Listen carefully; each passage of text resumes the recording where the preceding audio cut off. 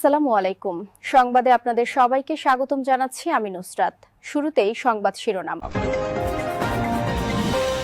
বাংলাদেশের সর্বশেষ গুরুত্বপূর্ণ আপডেট সংবাদে আপনাকে স্বাগত। শুরুতেই সংবাদ শিরোনাম, পরে বিস্তারিত। প্রথমেই জানাব, চট্টগ্রাম বিশ্ববিদ্যালয় ও আশপাশের এলাকায় ১৪৪ ধারা জারি, রাতভর সংঘর্ষের পর থমথমে পরিস্থিতির পর আজ রোববার ১২টার দিকে চট্টগ্রাম বিশ্ববিদ্যালয় ২ নম্বর গেট এলাকায় ফের স্থানীয়দের সঙ্গে সংঘর্ষ হয়। এমন পরিস্থিতিতে চট্টগ্রাম বিশ্ববিদ্যালয় ও এর আশপাশের এলাকায় সোমবার ১ সেপ্টেম্বর রাত ১২টা পর্যন্ত ১৪৪ ধারা জারি করা হয়েছে। কমপ্লিট শাটডাউনে বুয়েটে ক্লাস পরীক্ষা বন্ধ, ক্যাম্পাস ফাঁকা। ৩ দফা দাবিতে বাংলাদেশ প্রকৌশল বিশ্ববিদ্যালয়ে বুয়েটে তৃতীয় দিনের মতো কমপ্লিট শাটডাউন কর্মসূচি পালন করছেন শিক্ষার্থীরা। কর্মসূচির কারণে বুয়েটে সব ক্লাস পরীক্ষা বন্ধ রয়েছে। নূরের উপর হামলার দায় সরকারকেই নিতে হবে বলে মন্তব্য করেছেন যুব ও ক্রীড়া মন্ত্রণালয়ের উপদেষ্টা আসিফ মাহমুদ সজীব ভুঁইয়া। গণ অধিকার পরিষদের সভাপতি নুরুল হক নূরের উপর হামলার দায় সরকারকেই নিতে হবে বলে মন্তব্য করেছেন যুব ও ক্রীড়া মন্ত্রণালয়ের উপদেষ্টা আসিফ মাহমুদ সজীব ভুঁইয়া। অবাধ সুষ্ঠু নির্বাচন নিয়ে এখনও সংশয় আছে, রিজভী। বিএনপির জ্যেষ্ঠ যুগ্ম মহাসচিব রুহুল কবির রিজভী বলেছেন, অবাধ ও সুষ্ঠু নির্বাচন নিয়ে আমাদের এখনও সংশয় আছে, তবে কমিশন আশ্বস্ত করেছে তারা সুষ্ঠু নির্বাচন আয়োজনে সুচারুভাবে প্রস্তুতি নিচ্ছে। সর্বশেষ জানিয়ে দিব, উপহার পাছিয়ে খোঁজ নিলেন রুমিন ফারহানা, কি বললেন হাসনাত। বিএনপির কেন্দ্রীয় আন্তর্জাতিক বিষয়ক সম্পাদক ব্যারিস্টার রুমিন ফারহানা জাতীয় নাগরিক পার্টির দক্ষিণাঞ্চলের মুখ্য সংগঠক হাসনাত আবদুল্লার খোঁজখবর নিতে প্রতিনিধি পাঠিয়েছেন। শুধু তাই নয়, তার জন্য উপহারও পৌঁছে দিয়েছেন। দর্শক, এতক্ষণ শুনছিলেন সংবাদ শিরোনাম, এবারে বিস্তারিত। তবে তার আগে বন্ধুরা, অনুরোধ থাকবে এই সংবাদটিতে একটি লাইক দিন। এই চ্যানেলে আপনি নতুন হয়ে থাকলে আমাদের সংবাদটি দেখতে দেখতে চ্যানেলটি সাবস্ক্রাইব করে রাখুন। কমেন্ট করে বন্ধুরা আপনার মূল্যবান মতামত জানিয়ে দিন আপনি বিশ্বের কোন দেশ থেকে বা বাংলাদেশের কোন স্থান থেকে আমাদের সংবাদটি দেখছেন এবং শুনছেন। আর বন্ধুরা, এই সংবাদটি আপনার সোশ্যাল মিডিয়া ফেসবুকে শেয়ার করে বন্ধুদেরও দেখার সুযোগ করে দিন। এবারে বিস্তারিত। রাতভর সংঘর্ষের পর থমথমে পরিস্থিতির পর আজ রোববার ১২টার দিকে চট্টগ্রাম বিশ্ববিদ্যালয় ২ নম্বর গেট এলাকায় ফের স্থানীয়দের সঙ্গে সংঘর্ষ হয়। এমন পরিস্থিতিতে চট্টগ্রাম বিশ্ববিদ্যালয় ও এর আশপাশের এলাকায় সোমবার ১ সেপ্টেম্বর রাত ১২টা পর্যন্ত ১৪৪ ধারা জারি করা হয়েছে। আজকে উপজেলা প্রশাসন এক প্রজ্ঞাপনে বিষয়টি নিশ্চিত করে। প্রজ্ঞাপনে বলা হয়, চট্টগ্রাম বিশ্ববিদ্যালয়ের শিক্ষার্থীদের সঙ্গে স্থানীয়দের সংঘর্ষ হয়। পরিস্থিতি নিয়ন্ত্রণ, জনসাধারণের জীবন ও সম্পদ রক্ষা ও শান্তিশৃঙ্খলা স্থিতিশীল রাখার লক্ষ্যে বিশ্ববিদ্যালয়ের ২ নং গেটবাজারের পূর্ব থেকে রেলগেট পর্যন্ত রাস্তার উভয় পাশে ১৪৪ ধারা জারি করা হল। এই অবস্থা রোববার ৩১ আগস্ট দুপুর ২টা থেকে সোমবার ১ সেপ্টেম্বর রাত ১২টা পর্যন্ত বলবৎ থাকবে। এ সময় এসব এলাকায় সব সভা সমাবেশ, বিক্ষোভ মিছিল, গণজমায়েত, বিস্ফোরক দ্রব্য, আগ্নেয়শস্ত্র ও সকল প্রকার দেশীয় শস্ত্র বহন নিষিদ্ধ করা হল। পাশাপাশি সংশ্লিষ্ট এলাকায় ৫ বা ততোধিক ব্যক্তির একত্রে অবস্থান কিংবা চলাফেরা সম্পূর্ণ নিষিদ্ধ করা হল। এর আগে চট্টগ্রাম বিশ্ববিদ্যালয়ে ফের স্থানীয় ও শিক্ষার্থীদের মধ্যে সংঘর্ষের ঘটনা ঘটেছে। এতে আহত হয়েছেন প্রায় ২০ জনের মতো শিক্ষার্থী। এই সময় উপাচার্য প্রশাসন অধ্যাপক ড মোহাম্মদ কামাল উদ্দিন স্থানীয়দের ধাওয়ায় আহত হন। রোববার ৩১ আগস্ট সকালে শিক্ষার্থী ও স্থানীয়রা ফের মুখোমুখি অবস্থানে আসে। এই সময় তিনি উপস্থিত হয়ে সমাধানের চেষ্টা করেন। এক পর্যায়ে স্থানীয় লোকজন শিক্ষার্থীদের ধাওয়া করলে তিনি আহত হন। জানা গেছে, বিশ্ববিদ্যালয় প্রশাসনসহ আইনশৃঙ্খলা রক্ষাকারী বাহিনী উভয় পক্ষের সঙ্গে কথা বলে উত্তেজনা কমিয়ে আনার চেষ্টা করছে।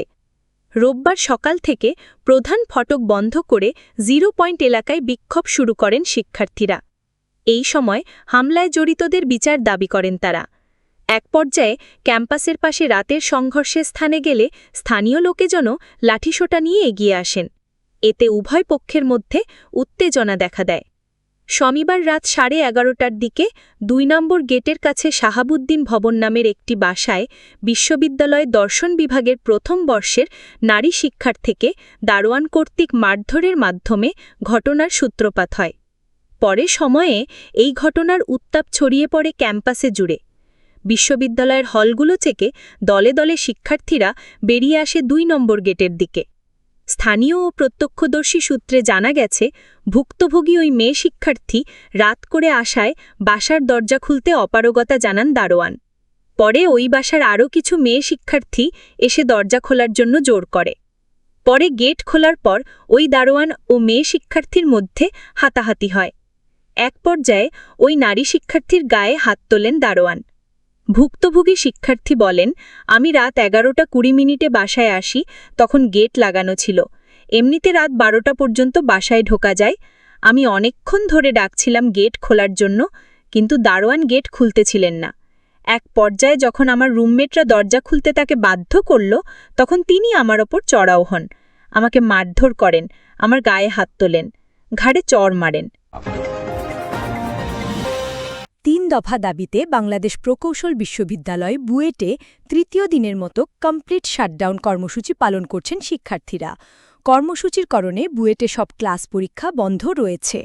আজ রোববার ক্যাম্পাসে গিয়ে দেখা গেছে শিক্ষার্থীদের উপস্থিতি নেই বললেই চলে। কোথাও ক্লাস হচ্ছে না, বিভাগগুলোতে শিক্ষার্থীরা আসেনি, তবে প্রশাসনিক ভবনে জরুরি কাজ চলছে। গত বুধবার রাতে এক সংবাদ সম্মেলনে দেশের সব প্রকৌশল বিশ্ববিদ্যালয়ে বৃহস্পতিবার থেকে কমপ্লিট শাটডাউন কর্মসূচি ঘোষণা দেয় আন্দোলনরত শিক্ষার্থীদের প্ল্যাটফর্ম প্রকৌশল অধিকার আন্দোলন। ঘোষণা অনুযায়ী বৃহস্পতিবার এ কর্মসূচি শুরু হয়। বুয়েটে বৃহস্পতি ও শুক্রবার সাপ্তাহিক ছুটি থাকে, তবে বৃহস্পতিবার শুধু পরীক্ষা হয়। সেদিন বুয়েটে শিক্ষার্থীরা পরীক্ষা বর্জন করেন। গতকাল শনিবার তারা দ্বিতীয় দিনের মতো এ কর্মসূচি পালন করেন। প্রশাসনিক ভবনের এক কর্মকর্তা বলেন, শিক্ষার্থীরা ক্লাস পরীক্ষা বন্ধ করেছেন, কর্মকর্তারা নিয়মিত অফিসে আসছেন, তবে কাজের চাপ কম। আন্দোলনরত শিক্ষার্থীদের ৩ দফা দাবি হল নবম গ্রেড সহকারী প্রকৌশলী পদে কেবল পরীক্ষার মাধ্যমে নিয়োগ এবং ন্যূনতম যোগ্যতা বিএসসি ইঞ্জিনিয়ার করা। ১০ম গ্রেডে শুধু ডিপ্লোমাধারীরা আবেদন করতে পারেন, সেখানে যেন উচ্চ ডিগ্রিধারীরাও আবেদন করতে পারেন সে ব্যবস্থা করা। শুধু বিএসসি ইঞ্জিনিয়ারিং যারা সম্পন্ন করবেন তারাই যেন প্রকৌশলী ইঞ্জিনিয়ার লিখতে পারেন সে বিষয়ে ব্যবস্থা নেওয়া। গণ অধিকার পরিষদের সভাপতি নুরুল হক নূরের ওপর হামলার দায় সরকারকেই নিতে হবে বলে মন্তব্য করেছেন যুব ও ক্রীড়া মন্ত্রণালয়ের উপদেষ্টা আসিফ মাহমুদ সজীব ভুঁইয়া। আজকে দুপুরে গণ অধিকার পরিষদের সভাপতি নুরুল হক নূরকে দেখতে এসে ঢাকা মেডিকেল কলেজ হাসপাতালের জরুরি বিভাগের সামনে সাংবাদিকদের তিনি এসব কথা বলেন। তিনি বলেন, গণ অধিকার পরিষদের সভাপতি নুরুল হক নূরের উপর এমন বর্বর হামলা আওয়ামী লীগ সরকারের আমলেও ঘটেনি, যা এই সরকারের আমলে ঘটেছে। এর দায়-দায়িত্ব সরকারকে নিতে হবে। জাতীয় পার্টির ভেতর দিয়ে আওয়ামী লীগকে ফেরানোর চেষ্টা চলছে বলে মন্তব্য করেছেন উপদেষ্টা আসিফ মাহমুদ। তিনি বলেন, যেহেতু রিফাইন্ড আওয়ামী লীগের চেষ্টাটা ব্যর্থ হয়েছে, তাই জাতীয় পার্টির ভেতর দিয়ে আওয়ামী লীগকে ফেরানোর চেষ্টা চলছে।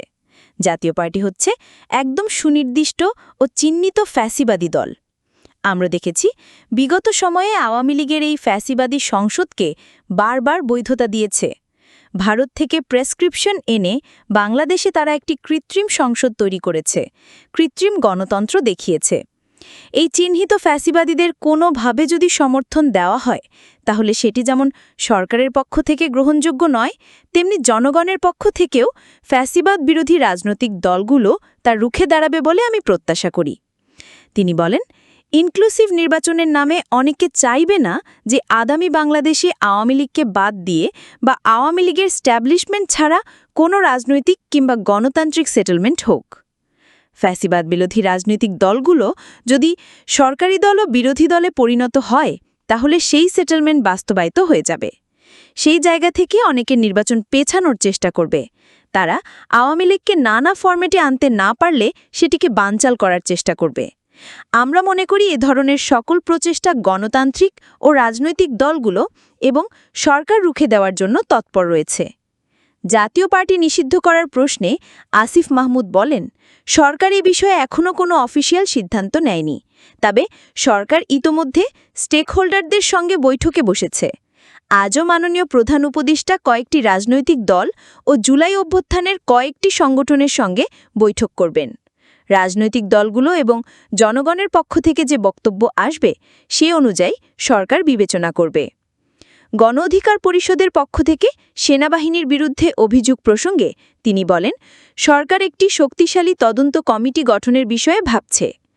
এটা কোনো সাধারণ রাজনৈতিক কর্মীর ওপর হামলা নয়, বরং একটি রাজনৈতিক দলের প্রধান নেতার ওপর হামলা। আওয়ামী লীগের সময়ও এ ধরনের ঘটনা ঘটতে দেখিনি। এটা অত্যন্ত দুঃখজনক। যেহেতু বর্তমানে অন্তর্বর্তীকালীন সরকার দায়িত্বে আছে, তাই দায়িত্ব সরকারের উপরই বর্তায়। সরকারকে এর সমাধান করতে হবে। এই হামলার বিচার করে ভবিষ্যতে যাতে কেউ এ ধরনের ন্যাক্কারজনক ঘটনার সাহস না পায় সেটি নিশ্চিত করতে সরকার বদ্ধপরিকর। বিএনপির জ্যেষ্ঠ যুগ্ম মহাসচিব রুহুল কবির রিজভী বলেছেন, অবাধ ও সুষ্ঠু নির্বাচন নিয়ে আমাদের এখনও সংশয় আছে। তবে কমিশন আশ্বস্ত করেছে তারা সুষ্ঠু নির্বাচন আয়োজনে সুচারুভাবে প্রস্তুতি নিচ্ছে। আজকে নির্বাচন ভবনে নির্বাচন কমিশনের সঙ্গে বৈঠক শেষে সাংবাদিকদের এসব কথা বলেন তিনি।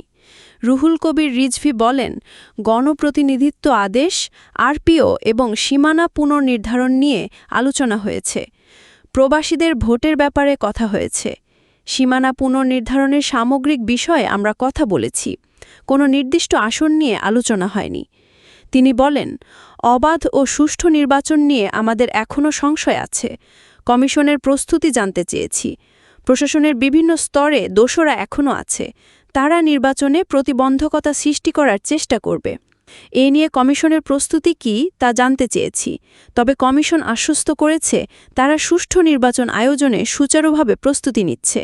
বিএনপির সিনিয়র এ নেতা আরও বলেন, রাজনৈতিক দলগুলো নানান বক্তব্য থাকতে পারে। আমরা পিআর পদ্ধতির চ্যালেঞ্জ নিয়ে নানান সময় বক্তব্য তুলে ধরেছি। সার্বিক প্রস্তুতি আজ জানতে এসেছি। নির্বাচন কমিশন সাংবিধানিক দায়িত্ব পালন করবে বলে আশা করি। সবার অংশগ্রহণে একটি অংশগ্রহণমূলক নির্বাচন ইসি করবে বলে আমাদের প্রত্যাশা।